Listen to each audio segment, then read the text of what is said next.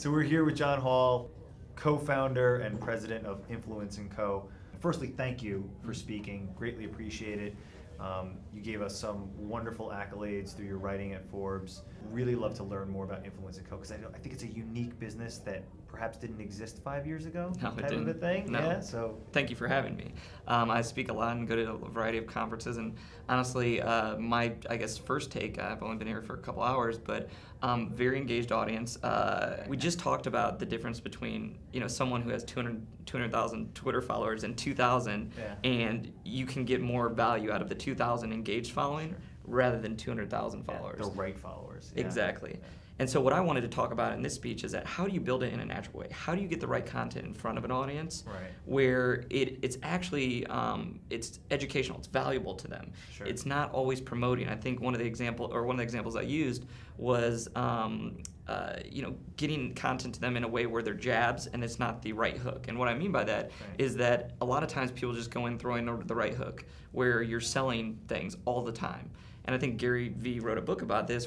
The same thing goes with content. When you're consistently getting them valuable content, you can go in for that right hook, and you can actually provide a lot of valuable stuff to the audience. So when you do want to sell them, you've influenced them. You've broken down the trust barriers. Sure. And it's difficult to get in place where you're consistently creating content that will do that. But that's what I was trying to come across and get to the audience today.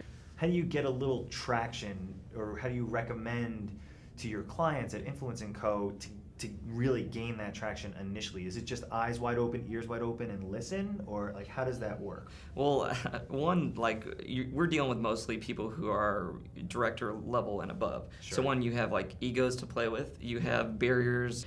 I started getting content out there just addressing the barriers and the ego things and all these problems. Sure.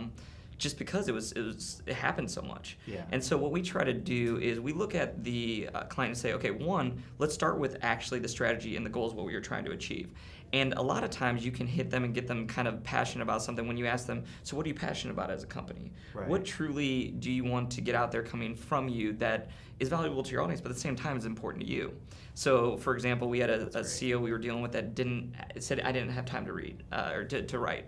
Inc. wanted him as a columnist. Mm-hmm. And when I was talking to him, he wasn't creating content consistently. So what we did is we said, okay, how do we actually, he was in the education space, and great guy, really smart, but we said, how do we get him inspired to do this stuff? Sure. And there's two ways that we kind of went at it. One, we got him to start writing about, or start getting content and extracting that expertise where it was about stuff he truly loved, and it wasn't necessarily his subject matter expertise, which is interesting. That's really interesting. So, all right. So tell me more about that. So it's a crazy thing, because then you get them excited, and then you can start weaving in the subject matter stuff because it kind of blends in really well. And so that's what once you get them started and you get that process going, you got to be cautious of their time too.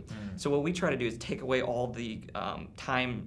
I mean, it takes a lot of time to create content. Sure. So what we'll do is we'll create a process where you're actually creating the framework for articles and sending it to them, and you're giving them spaces to have their personal experiences, their expertise in it, where they think trends are going. So they're just stream of consciousness writing. Most CEOs or executives or directors can speak about it really well, but they don't want to sit down and write a 4-hour article. Sure. So what we try to do is create that framework that you, one, get them excited about it, but then two, you create a process that's so systematic that it's just including them for the part that they should love to do. Very cool. Very cool. So, I mean, that process must be pretty laborious on your end. I mean, we're really systematic. That's the thing, is that when you're in this area, you have to be, because part of influencing and actually, the thought leadership is consistency. Sure. So it's not just one thing that shows up. You have to hit it consistently over time. It's a commitment. It's not a campaign. It's completely different than an ad campaign you do. It's a commitment, not a campaign. Right. And this is exactly what happened 4 weeks ago.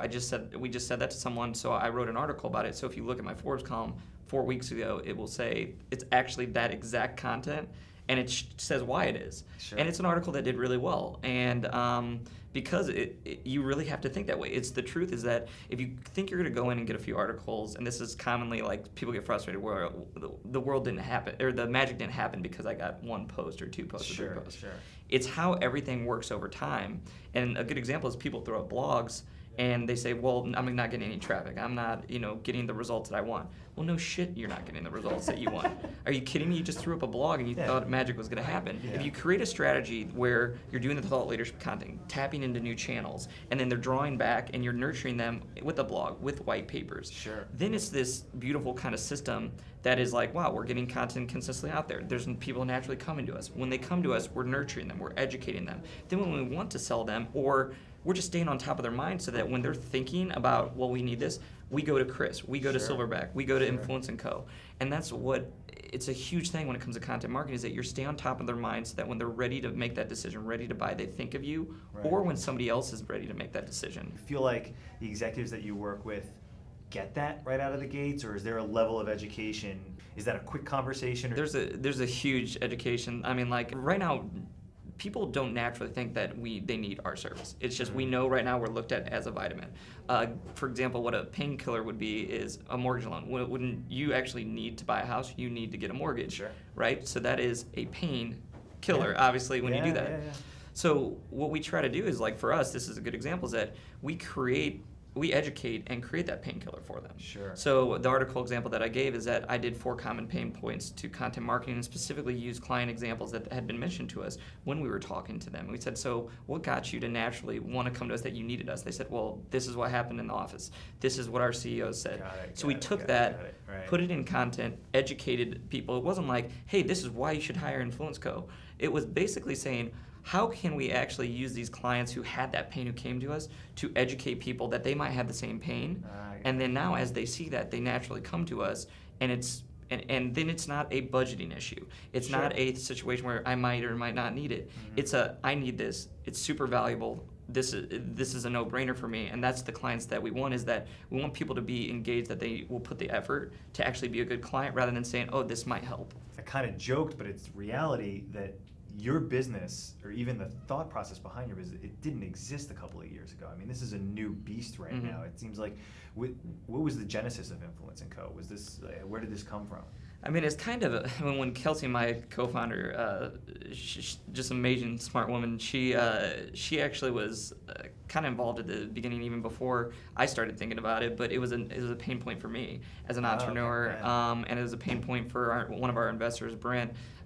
He actually was mentioning like, hey, I got published here in Young Entrepreneur. It'd be great if I got published elsewhere. Yeah. And at the beginning, we were like thinking of it as, wow, it's something where, like, me as a young entrepreneur, I was having barriers because people were like, who's this young kid? Yeah. And I was like, how can I share with my expertise? How can I gain this credibility where they want to do business? They naturally trust me. So we started doing it.